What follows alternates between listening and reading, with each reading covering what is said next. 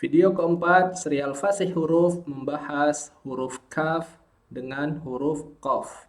Pastikan ketika kita membaca huruf kaf dengan qaf dengan jelas dan tidak tertukar ketika membacanya. Yang pertama, kita akan mempelajari bunyi sukun. Maka dalam setiap pembelajaran huruf, penting sekali untuk kita mengetahui bunyi sukunnya terlebih dahulu. Karena dengan mengetahui bunyi sukun, ini akan menjadi pondasi awal untuk kita bisa membaca huruf tersebut dalam semua kondisi. Maka awali pembelajaran dari bunyi sukun. Bunyi sukun dari huruf kaf adalah karena huruf kaf memiliki sifat syiddah, tertahan suaranya, tapi dia memiliki sifat hamas, mengalir nafasnya.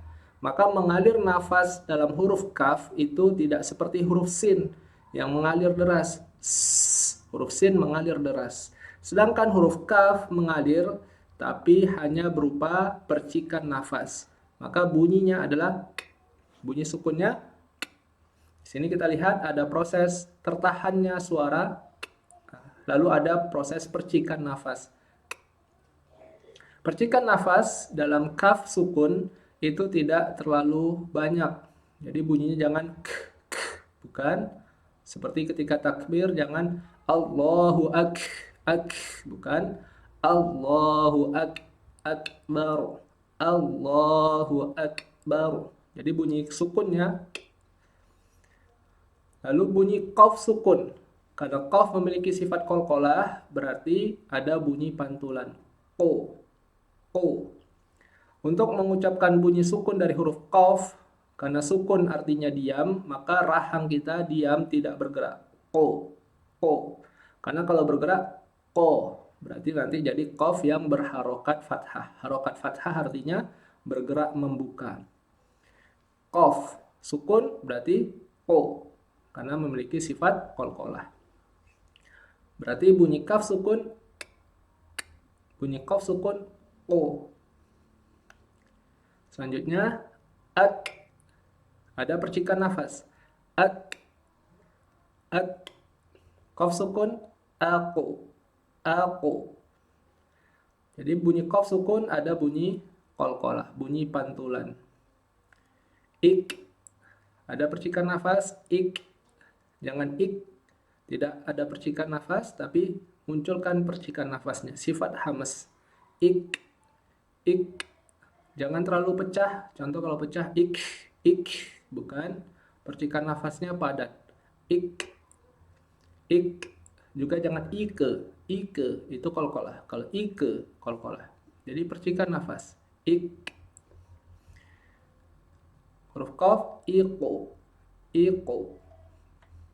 Uk, percikan nafas. Uk, uko. Ka, dibuka rahangnya. Ka, buka yang normal, jangan dibuat-buat. Kalau dibuat-buat, ka, normal saja. Ka. Ko, buka juga. Ko. Nah, bedakan tadi dengan bunyi qaf sukun, ko. Kalau qaf fathah, ko. Kalau fathah, ko. Kalau sukun, ko. Rahangnya diam, maka akan menciptakan bunyi sukun atau bunyi qalqalah dari qaf. Nah, di sini juga kita latih qaf fathah ketemu qaf sukun. Juga ada latihannya qaf sukun lalu qaf fathah. Supaya nanti kita tidak tertukar ketika membaca Al-Qur'an. Bunyi sukunnya benar-benar kita ucapkan dengan pas, qafnya fathah kita ucapkan dengan pas. Maka bedanya yang di sini yang pertama rahang kita bergerak membuka. Ko. Lalu qaf sukun kita rahangnya posisi diam. Qaqu. Bunyi qaf sukun tebal, jangan agak tipis. Qaqe. Jangan qaqu. Jadi rahangnya naik lagi ke atas. Tadi setelah membuka ko, buka ko. Ingat bunyi fathahnya tebal sempurna, jangan ka, jangan tipis tapi ko. Ko naik lagi, ko.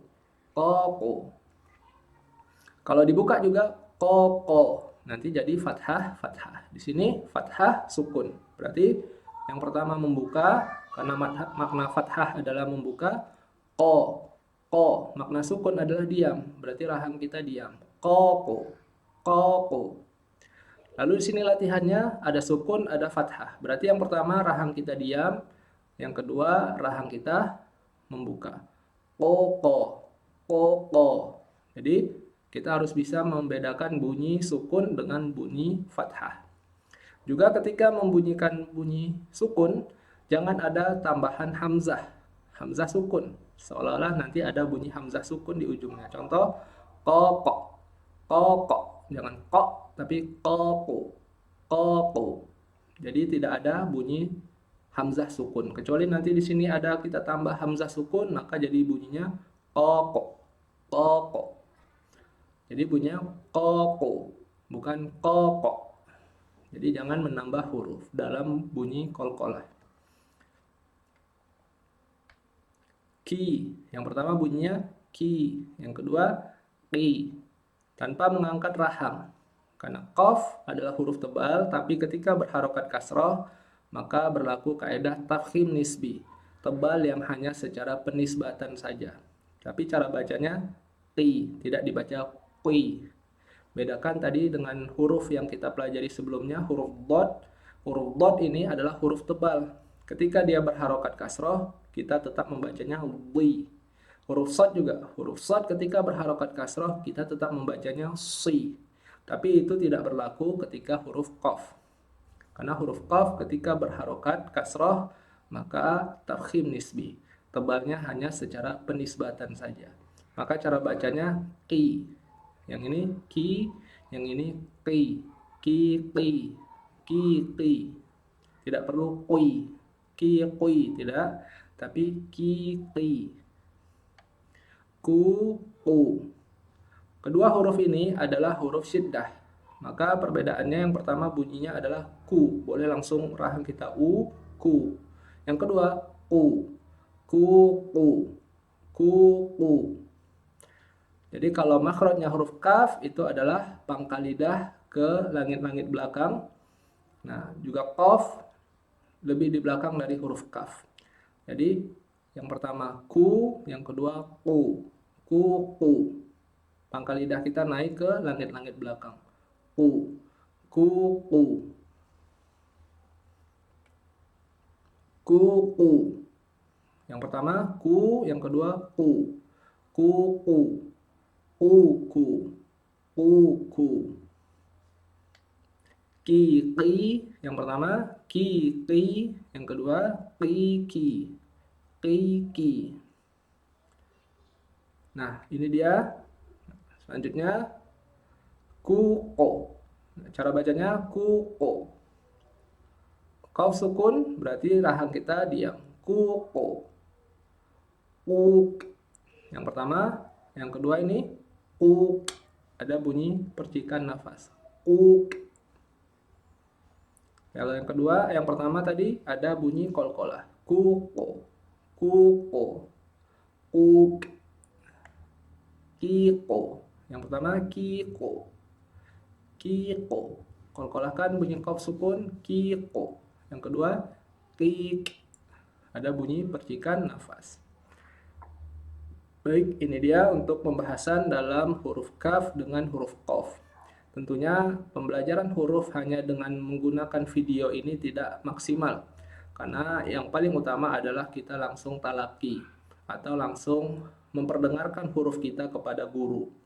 Maka bagi Bapak Ibu yang ingin dicek huruf-hurufnya apakah sudah pas atau belum, bisa bergabung dalam Zoom fasih huruf yang saya adakan dan bisa meminta link Zoom-nya ke nomor admin Pusat Al-Quran yang ada di profil saya. Assalamualaikum warahmatullahi wabarakatuh.